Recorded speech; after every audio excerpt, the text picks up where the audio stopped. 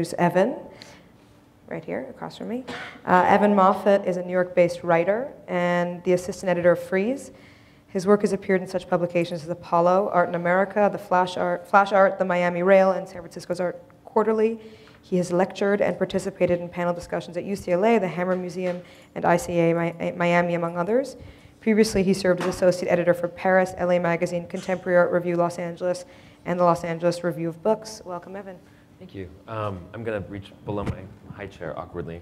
Okay. I'm not just brandishing this for brand purposes. I'm going to read something a little bit later. Thank you for having me, by the way.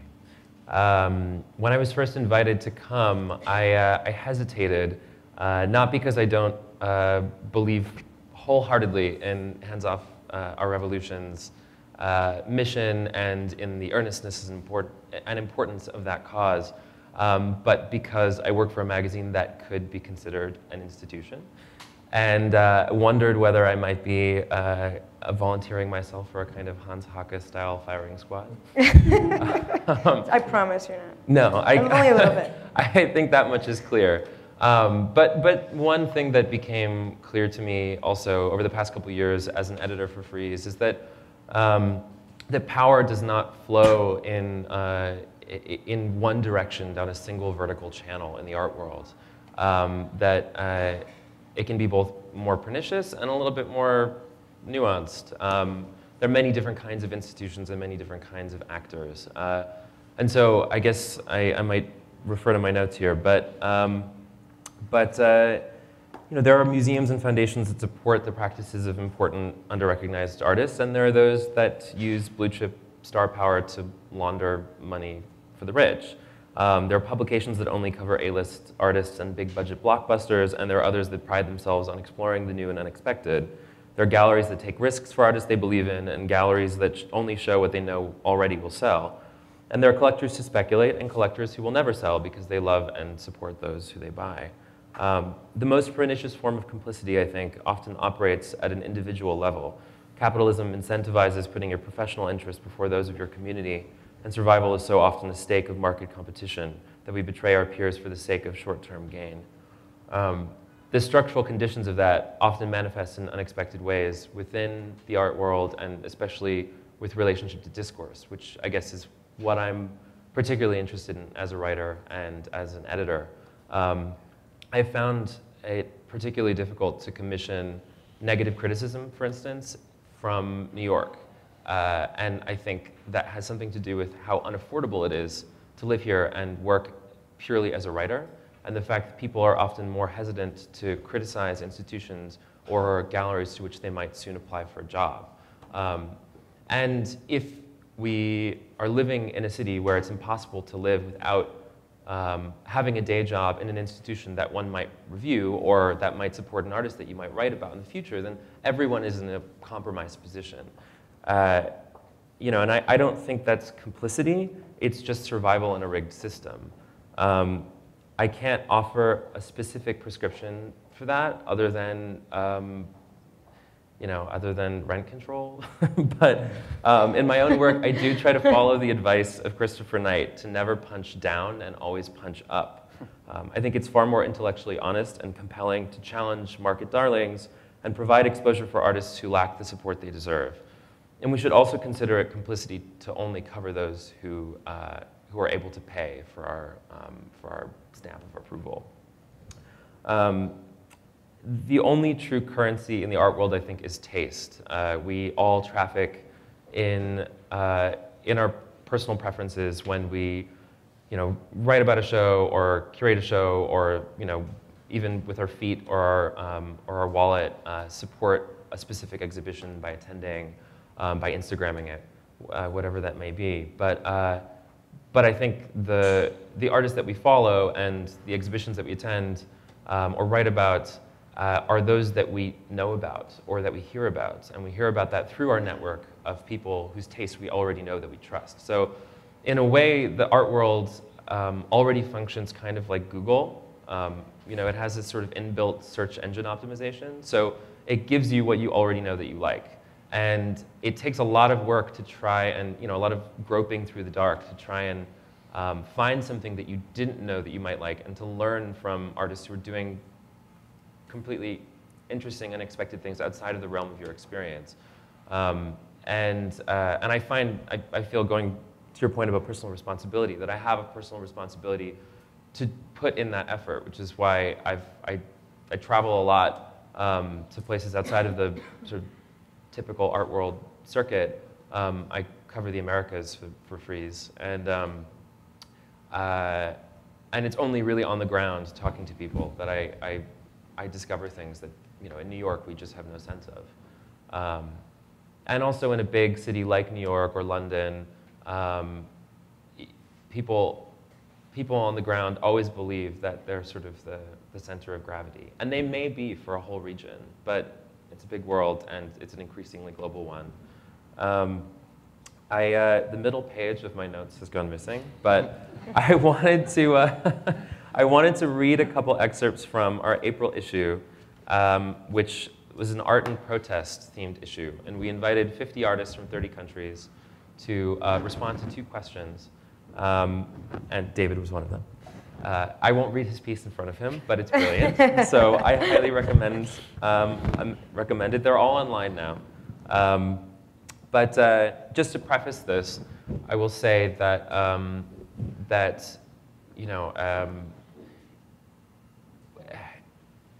going also to your point about art for art's sake and the problem of that kind of monolithic theology of art, I feel that as a critic I have a personal responsibility to talk about the socio-political issues of our time, because those are the things that move artists to make the work that they make. I mean, even if they're an abstract painter, I really think that there's no way you can remove an emotional response to your external surroundings, to the events that affect us on a macro scale from the work that we look at and try to understand. And so to just have hermetic conversations, self-referential conversations within the art world is I think, a violation of our ethical responsibility. So art and protest sounds like, art and activism, like a kind of monolithic idea, but the many different responses that we received, I think, prove that, it is a complex issue and there are many ways to address it. So this is from Miriam. I'm just going to read 2, and not in full, but this is from Miriam Ghani. I've said before that I believe an artwork only affects lasting change when it acts as the thin end of a wedge.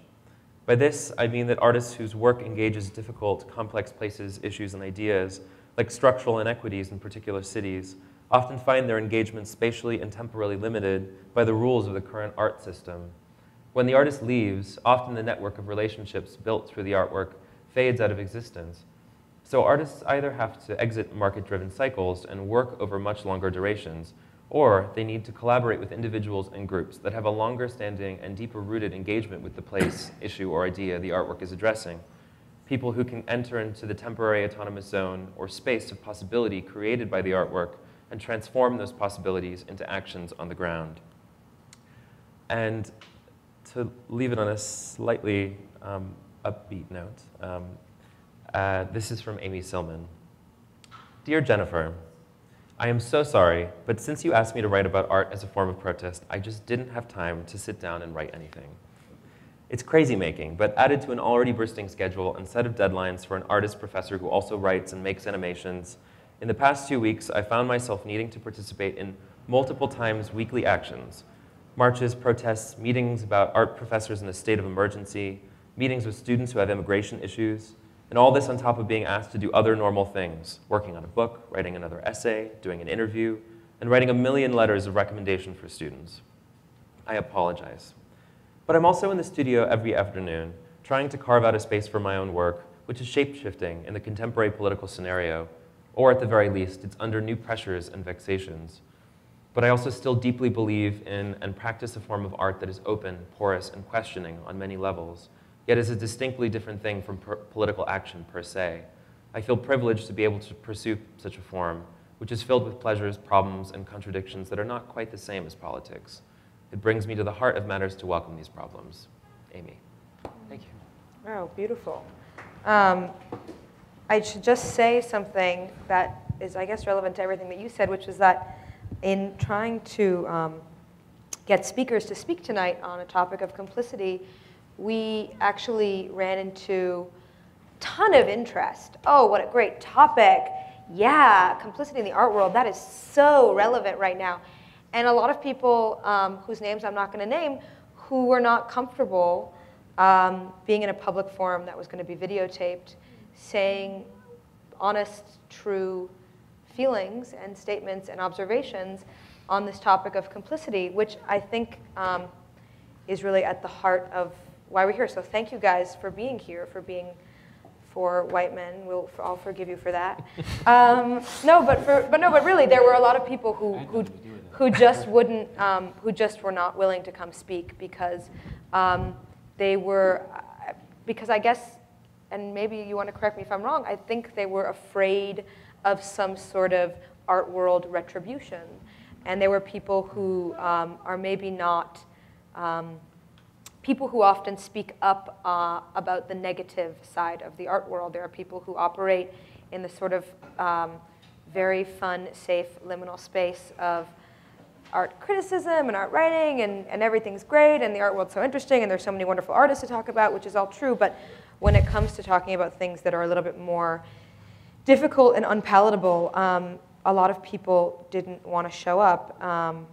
Jerry Saltz wanted to be here tonight, but was sadly busy, and then said to me, well, you better not, he said, you better not, what did he say? He said, don't diss any critics, because you're an artist. Jerry Saltz said to me, don't diss the critic, because you don't want him coming after your work. So really, maybe you shouldn't moderate this talk, which I thought was actually a pretty, I mean, I'm not. Don't worry. No, but I just thought, like, I also just was like, well, Jerry, like, I don't care. Like, I'll say whatever I want to say to somebody. You know, like, I'm not operating in that world, which I guess I'm lucky that I just don't care. But anyways, thank you guys, because I just feel like that is something that's really relevant to this conversation that I meant to say at the beginning, but didn't remember to. But you all spoke on such, one of the things that I think is really interesting and difficult about this topic is that it's huge. And as you could see from the 4 speakers that we just heard from, there are so many areas in the world that we live in. I mean, New York, real estate, wealth and equity, institutions, having your own institution, and what does that mean? What does it mean to be a nonprofit? What does it mean to do good in the world?